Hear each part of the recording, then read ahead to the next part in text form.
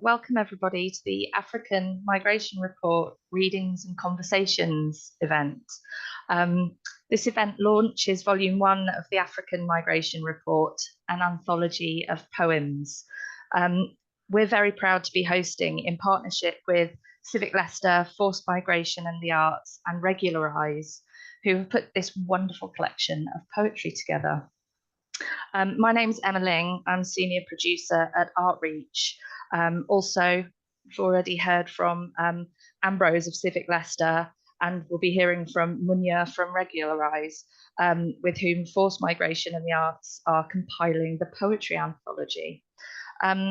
Artreach are proud to be co-hosting this event ahead of Journeys Festival International, which is happening in many Leicester City Centre locations tomorrow and Saturday, which is the 11th and 12th of October.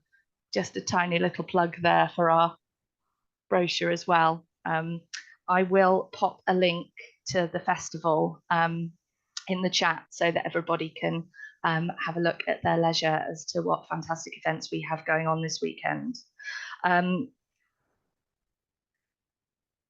This online event essentially kicks off our festival. Journeys Festival International is now in its 13th year and explores journeys, migration, and the world around us, which I think is very fitting for this event. We're going to hear some of the poems from the anthology this evening, read by the writers themselves. We'll also hear some conversation with the artists, exploring some of the themes of the writing. So if I can now hand over to Munya, from Regularize to introduce the first set of poets and their work.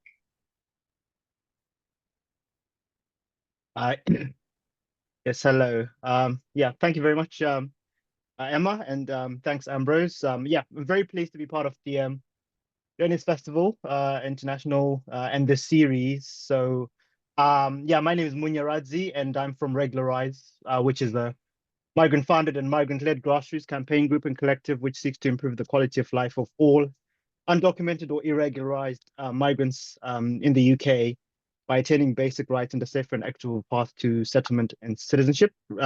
Literally, this is a struggle for liberation and freedom and a struggle against xeno-racist oppression perpetrated by European governments and experienced by our community. So I guess, you know, I just want to say thanks to everyone for joining us today as we come together in this virtual space, I guess a virtual sitting around a fire to celebrate as well as share and address some of the stories of migration through poetry from, you know, the African community on the continent and in the diaspora. This event, as you know, mentioned by Emma, is and as you may know, is a reading and discussion series focused on African migration. And today we'll be exploring some of the poems submitted for the report that has been mentioned, the African Migration Report, Poetry and Short Story Anthology, Volume 1, which we're collaborating with Forced Migration in the Arts and CivicLeicester. And I guess we see this as the first of many volumes, each contributing to ongoing conversations around African migration. And this project, as you might have guessed, and as expressed in the call for this anthology, draws inspiration from the African Union and UNIOM's African Migration Report. And our anthology is a way to both address and expand on that dialogue through the mediums of art, poetry, and storytelling. And we plan to expand on these mediums in due course. In today's session, we're honored to have 10 incredible poets who will share their work. In between the readings and afterwards, there will be a facilitated conversation around the themes and experiences highlighted in this poetry. And before we begin, I just wanted to acknowledge the richness of Africa's cultural and linguistic diversity, with Africa being the birthplace of humanity and civilization, with over 3,000 ethnic groups and more than 2,000 indigenous African languages spoken across the continent. It is truly remarkable. So if I happen to mispronounce anyone's name, please forgive me. After all, I only speak one of these languages.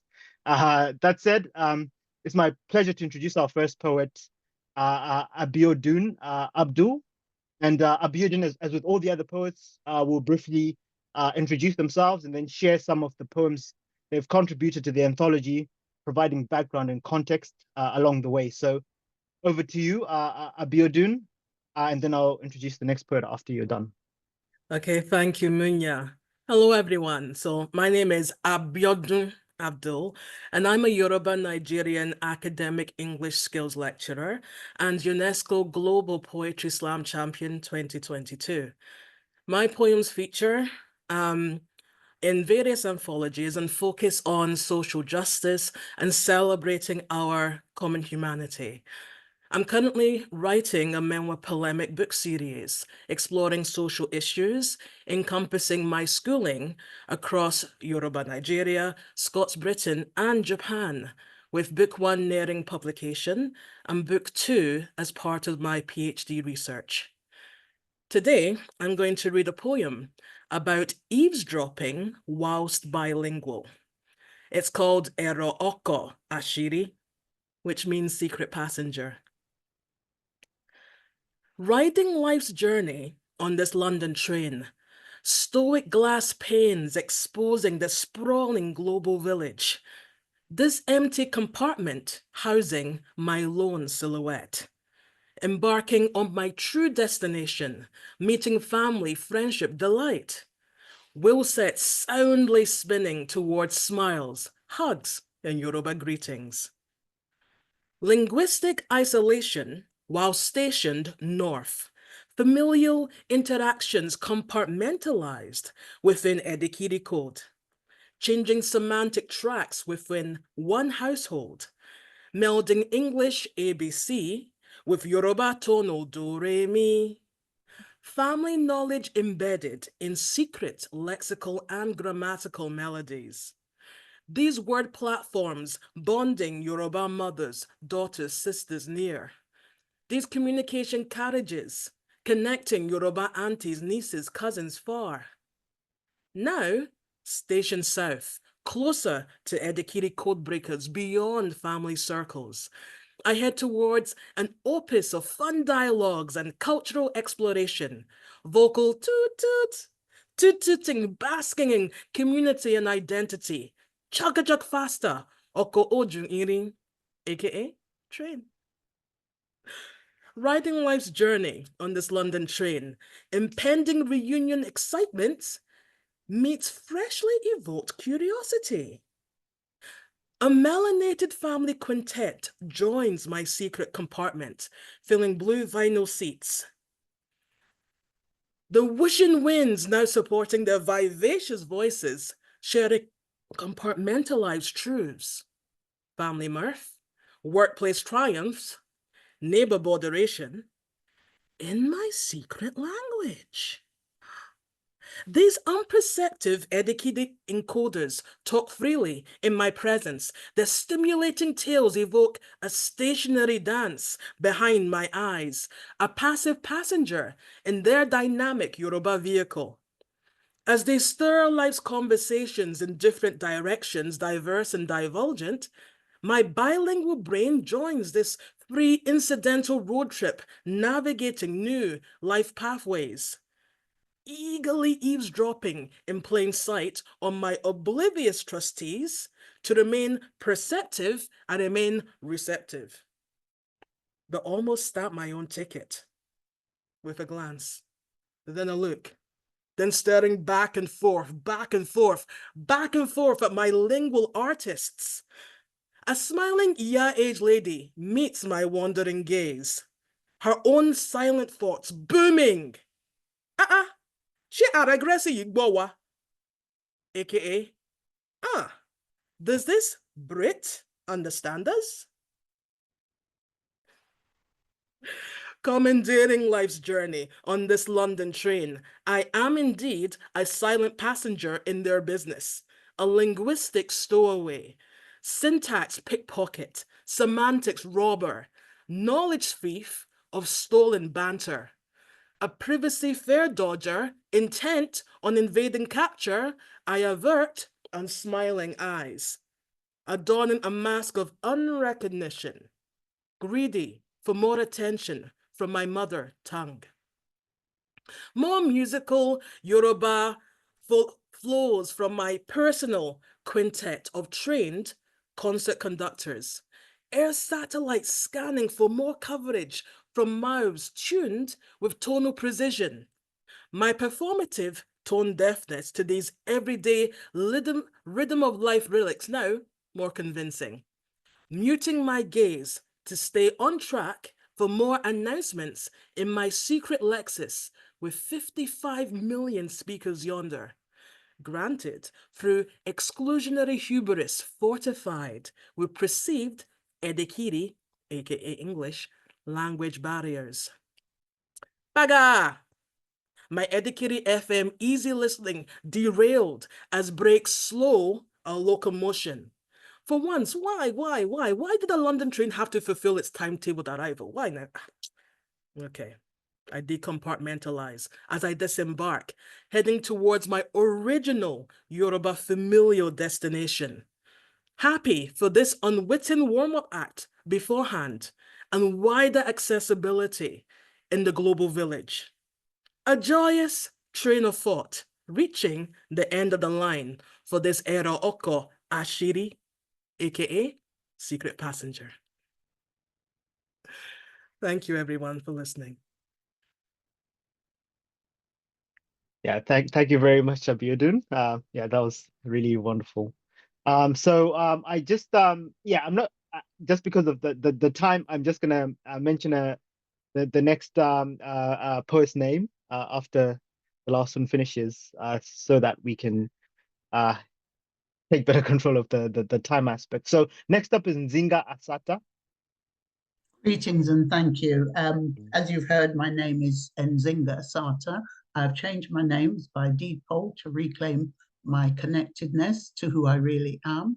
And I came to this country in 1959 as a small child and obviously experienced tremendous racism, being, you know, we were chased in the streets with the name nigger, wog, blackie, etc., etc. And I'm sure many of you have seen the signs that have been identified: no Irish, no dogs, no blacks, etc. So those are a lot of the experiences, and the education system does very little to reconnect anyone to their own sense of ancestry. And the particular poem I'm going to share today, I'm not going to talk for long because I want to do the whole poem, comes from an experience. When I came here as a child, we used to see a lot of cowboy films where the Europeans were in America and Canada and places massacring the native population. And, you know, everybody was cheering for these cowboys, not realizing the tremendous damage that was being done to the indigenous people. So this poem came to me one day in terms of my own self as a proud African. The poem is titled The Proud African, and I'm going to share it because I don't want to run out of time. One day I looked within and saw someone else, not myself as I was or used to be, but a new self, a self that traveled back in time to a far-off past in a distant land, a land which I knew not. And there I saw in the distance that the agonized faces of my brothers and sisters, the chains had been loosened, but the scars remained deep in the minds and hearts of the proud African. My spirit sank, my mind recoiled from the cruel reality of the enslavement of Africans. Could this evil really have happened? I thought aloud. No one answered me. And so my mind, as it raced through time, was filled with speculation for the horror and anguish there before me, daring me to open my mind to the truth of what was done to the proud African. Our ancestors tried so hard to be brave and strong, and I can feel within me this stirring of their spirit as I behold the lash upon their backs, scarring them for life. Could this be true, I asked myself, that human beings carried out this evil, this shameful, cruel abuse and terror, and nearly destroyed the proud African? Who did this evil to us, Africans, I asked. From somewhere far off in the distance came the reply. Fellow human beings destroyed, used and abused the proud African. As I looked on, my eyes enlarged. The horror came nearer and nearer, threatening to engulf me in a sea of unreality. I must get back, I cried, back to my world of safety. Too late, said the voice of the proud African. I didn't blink as I recognized the crease of pain upon their brow and felt my heart break that they should have suffered such torment and greed for the Arab and the European's greed.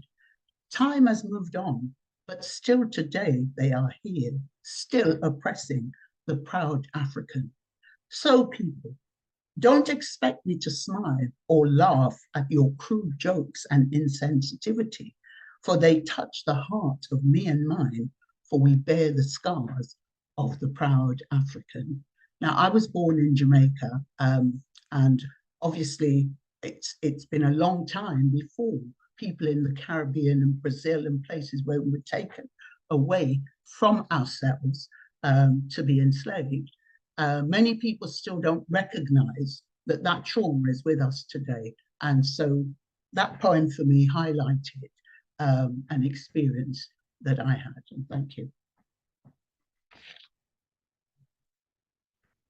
Thank you so much, Zing. Thank you so much, Nzingha, yeah, for sharing that. So next up is Efua Boadu.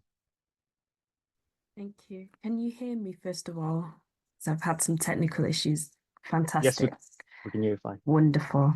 I'm not going to say too much about myself, just that I'm a writer and I used to work in education and I'm based in the north of England.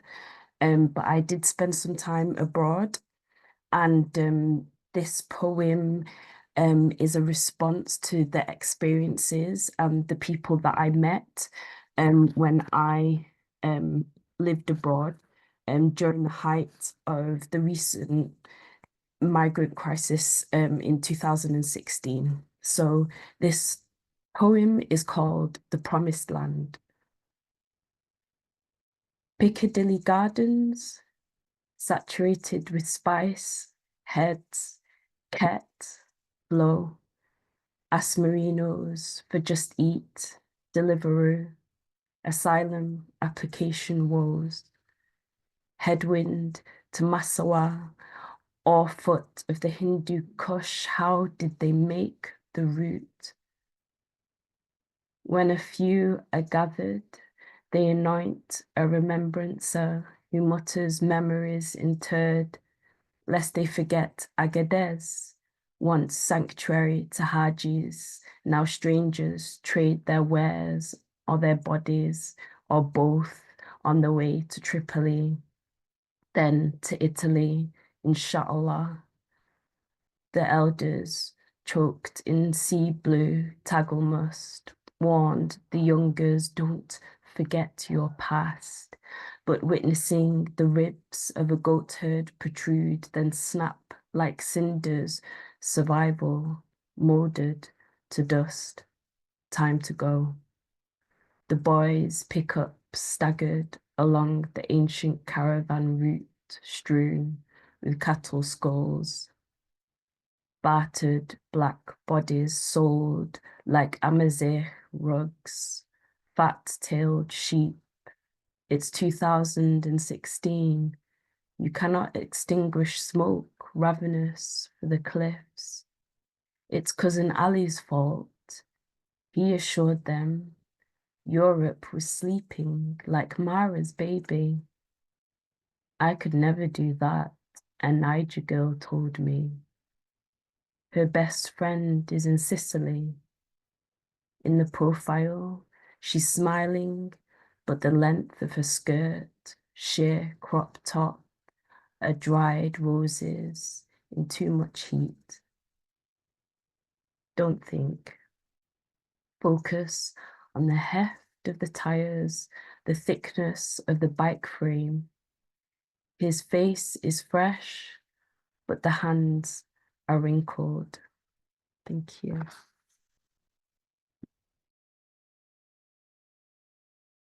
Thank you very much, Efua. Next up, Amanda Holiday.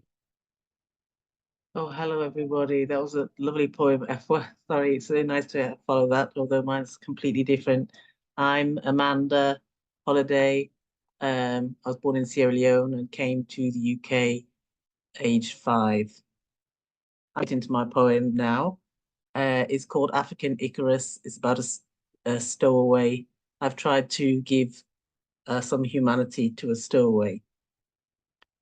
He fell from the sky. No one knew who he was. An African Icarus. His head smashed onto the crazy paving in a Clapham garden. But he was already dead.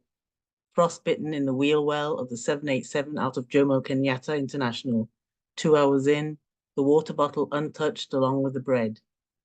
His friend knew a friend who knew a man who had flown for free this way under a turbojet to Paris after dark, cut a hole in the airfield fence, no one saw, ran to the undercar, scaled the iron bird leg, tucked himself in a corner with just a bag, damp towel for fumes, cork for his ears, slugged triple whiskey straight, bit his lip hard, covered his nose with the cloth, as the thundering tires pounded the runway, then up and up and up in prayer.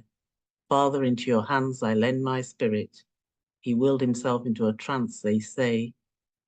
He's living large now at Paris, sends money back Western Union every month end. His mother is building a house in Nairobi. Thus he dreamed. He was a skinny kid with ashy knot knees who outran the old trains on the platform at Imara Diama station on Mombasa Road. Then one time he jumped the Premier's car in the street and danced on top, 2 fingers popping off at all the cheers until security jumped out and grabbed him, pummeling him to the ground. He nearly died then.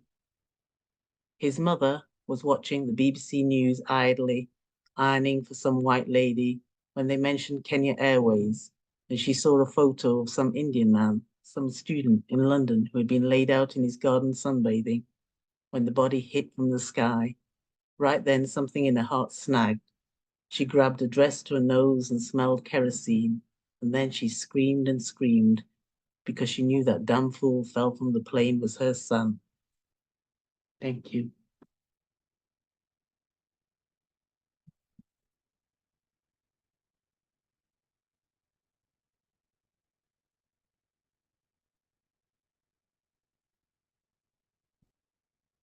Munya, you are on mute. Apologies. Yes, thanks so much, Manda. Next up is Selo Huma. Selo, is Selo here? He's not here. Okay. All right. So, I guess, yeah, we can move on to the discussion section now. Yeah, I just want to say it's absolutely wonderful hearing the poems read out like this, because I'd read them, you know, with the submissions and everything, and this really kind of, you know, brings another whole layer of experiencing the poetry. And yeah, it hits home. So I'm really pleased to sort of have you all here to read them out. I'll pass it over to Ambrose now, who will facilitate the discussion and conversation section. Okay, thank you, Munya, and also thank you to the poets who read, and to Emma for the introductions at the beginning, and thank you everyone who is listening. I think what we'll do is we'll start the conversation we'll start with the poets who've just read, and then we'll go to everyone else who was listening. Now, my question to the poets is, who wants to start? It depends on your question, surely. I was just going to ask him that. What is it that you want to say? Where do we begin?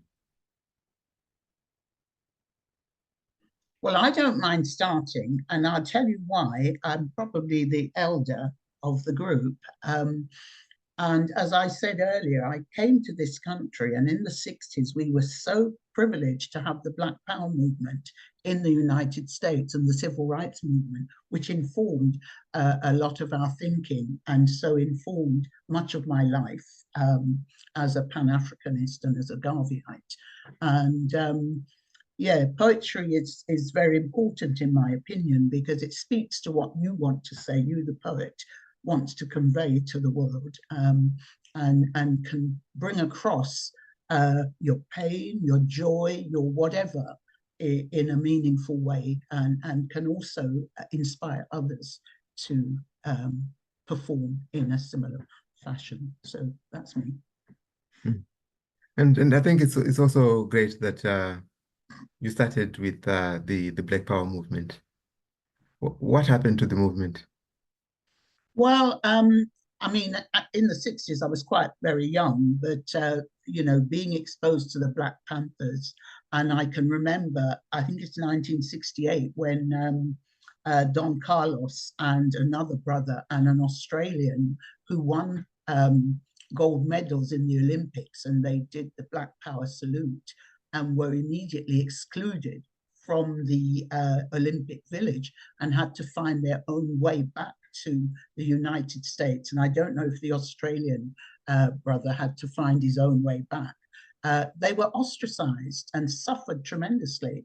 And so for me, all of that was a learning experience about the way in which society can actually destroy you for no reason other than you standing up for what you know to be right and for your rights as a human being. So for me, that was, if you like, it mobilized, certainly mobilized many people that I knew to see themselves as connected to a bigger picture than just being in Europe, say.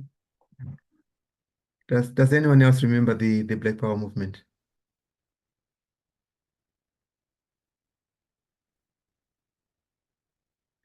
If you unmute, if you just unmute and pitch in.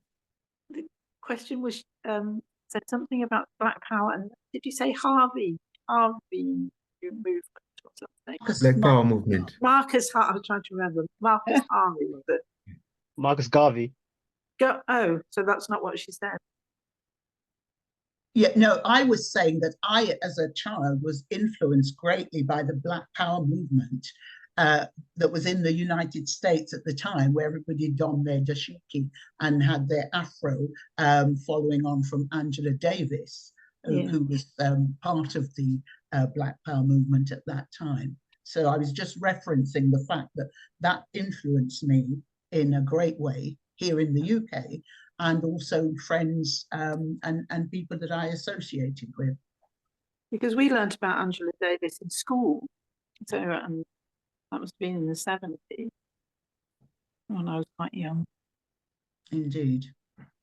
But Mark, I thought you said a name, and it was yeah, Marcus Garvey was one of the greatest Pan-Africanists of all time. He led the movement called the Universal Negro Improvement Association, which had 6 million members across the world.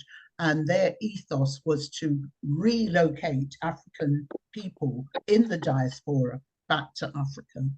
Yes, thank you. Okay. I think one thing that's also important to say that it's wonderful that we have different art forms, including poetry, which pushes back against racial discrimination, xenophobia. I certainly have many poems, and indeed the book series that I'm writing is about that too. But in addition to being reactive to such behaviors, such dehumanizing behaviors based on race, I think it's also important to be proactive as well. What do I mean by that? Yes, all these movements, including artistic movements to push back against racism, is important, but I think it's also important to give voice to movements that try to preempt racism manifesting in the first place. And how do you do that? It's by spotlighting the amazing, beautiful diversity and value of various African cultures. And we're going to talk about anti-Black racism specifically. As we mentioned before, there are 3,000 ethnicities on the continent, which technically means there should be 3,000 countries. There's 57 because of the Berlin Conference, but that's a different story. there's 3,000 ethnicities, all with their own languages. In fact, there's actually 8,000 dialects in total on the African continent. To create art that spotlights that celebrates that pushes that to the forefront, will capture the imagination, not just of the people from those cultures themselves, but of course, people in the diaspora and throughout the entire world. And they'll initially, first of all, if that's their first introduction to the culture, they'll recognize it's something to celebrate rather than denigrate. Yes, so it's definitely important to have movements in art and poetry that pushes back against racism, to say this is very wrong. But I do feel that that's reacting to racism versus, being proactive and also making sure we push to the forefront initiatives and arts that celebrate these cultures, which will, as I said before, therefore preempt racism and, quashes it before it has time to manifest in the first place. Yes. Thank you. And that's part of what I try to do in my poem with Ero Oko Ashiri, Secret Passenger. The advantages of being bilingual, trilingual, quadrilingual, in any language is fun, including Yoruba language, which is, I'm a Yorùbá-Nigerian from southwestern Nigeria. So just I hope the fun in that will maybe even invite people to be inspired to learn that language or any other language, African language specifically. And yeah, just enjoy the diversity, as it were. Thank you. Thank you. I think, Amanda, you also wanted to say something. Yeah, and I don't know how much it links to what everybody else is saying, but I was, it's nice to be here and just listen to so many varied poems just in this first half and just see the way that language is being used so differently by everybody. The textures of the poems and what we're all doing is absolutely fantastic. That's all I wanted to say. Thank you. How about you, Efua?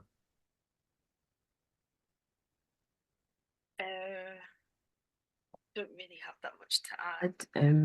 Just echoing Amanda's words, that it's nice to hear the variety of the different types of ways we interpret what migration means within the African context. And yeah, just thinking also of Abiodun's thoughts about being proactive instead of reactive.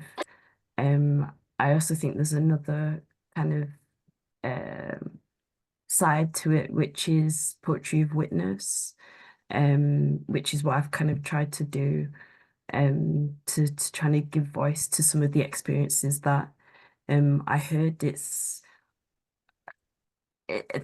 a judgment there, I guess, maybe implicit, but there's not kind of an action. It's more of kind of the experiences of kind of this modern migration that is kind of so very political and so much in the news, especially with the pushback in Europe. And it's important to give kind of voice to not just the observers like me, but those people that are actually living this type of migration and yeah, how they're experiencing it today. Thank you, Efua. I don't know, is there anyone else among people who are listening who would like to say something?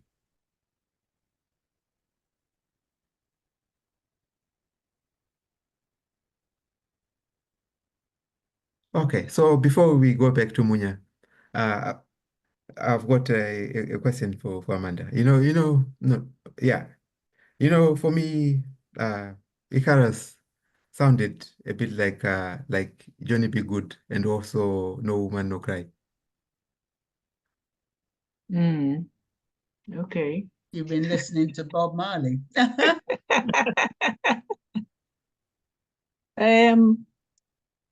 Yeah, in what way? In what way? Like Johnny Be Good, the talent that he had, he was going to go somewhere, he was going to be something. And then no woman, no cry, you know, a mother hears that her son has been shot down. Yes, I mean, I wanted to write a layered poem that's not just a tragic poem. I don't like the idea that we portray Africa as a kind of tragic entity. So I wanted to put hope in it. I wanted to put all these things in it and show a different, a multi-layered story, really, because if you sort of imagine or get inside the head of somebody who is forced into a position of stowing away in this way, they're carried by a dream that they're going to arrive safely and begin a new life. So that's what I wanted to try and weave in. But I'd like to hear what the others have to say about how they constructed their poems. Thank you. Thank you. So we'll go to Munya, and then after that, we'll come back and see where we go. Great.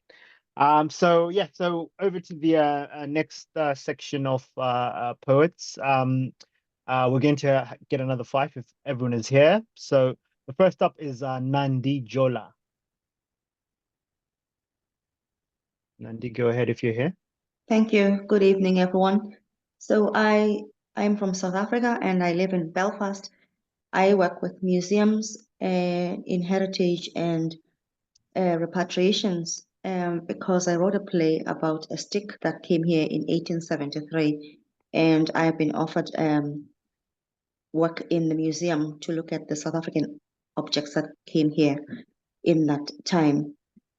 So I wrote a poem as part of my dissertation, Diversity Will Not Erase History, and I would like to read that, The Great Migration. In a stampede, a baton, a crucifix, and a boot are the closest things to God. In Sidi, Salem, Nadur, they are digging up mass graves. God is not there. In the Moroccan heat, young men crawl on their bellies like snakes, walls built with fences high. Only the imagination will get them across to the other side. In a distance, tall boats float. The white sands bring in sardines. The seagulls howl, a far cry from the stampede, and lifeless bodies spilling on top of one another. We will call this the mass immigration. We will write in our history books that Europe was full. We will only tell their names, but we will never know their faces. Thank you. Thank you very much, Nandi. And next up is Mark Kennedy Nsereko.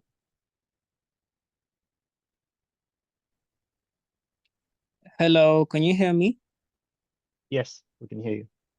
Okay, so I'll not be putting on my video. I think it may affect the network and I don't want to be static.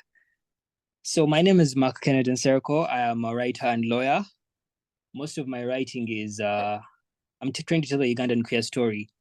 As you probably know, last year, the Anti-Homosexuality Act was signed in Uganda, and there's a lot of rage, a lot of homophobia in the air. And for me, when it comes to the topic of African migration, I was thinking about Ugandans and other Africans that seek asylum on the basis of sexual orientation, like what happens, the process, because it's something you think about, and that informed my poem, which is titled The Color Trials, and my short story that is titled In Kakuma. So usually when people are seeking asylum, you go through a sort of trial process with the immigration department of the country you're going to. And most times if it's war, it's very clear that war is happening in a country and you're escaping persecution. But then when it comes to sexual orientation, somebody has to prove that they are gay, and that is what The Color Trials is about. In Kakuma is about, there is a refugee camp in Kenya, called the Kakuma refugee camp. So you find that a lot of the refugees from the surrounding areas end up there. But then we have always received reports of homophobic attacks against people who are there, like queer Africans. And it's always mind-boggling that even in that situation, as people are refugees together, they still find time to hate on somebody because of their sexual orientation. So I'll read my poem and then the short story. The color trials. I stand in the witness box, mastering my color. Clench my fist to someone, color I've been suppressing forever, believing it's in there somewhere. I have to prove I am colorful, lest I'm returned home, where I am criminal. To this court, colorful boys are pink. I rule my blueness. If I'd known I'd stand trial, while home, I would have forced myself into high heels, worn wigs, glitter on my lips, and partied with flamboyant boys, left a trail of color that may have signed my death sentence. I wish the Scots judges were Ugandan. My people know how to spot variance right before they hurl stones at you. How am I colorful enough to be disowned, fired, and almost lynched, but not colorful enough for asylum? So that is the poem. Then the short story. He raises his sturdy black arms. Their webs of veins bulge like they convey venom meant for me. They bulge from strength he has invoked to force the rock he carries into my scalp. His eyes boil with scorn, an aversion I don't understand. I thought him of all people would understand. We're in Kakuma refugee camp together, from different countries, yes. He ran from war, I ran from hate. Both wanted us dead, yet with conviction, he brings that rock down into me. I pray rainbows spill from my cracked skull to prove his belief that we are different. Yeah, that's it. Thank you very much, Kennedy, for sharing.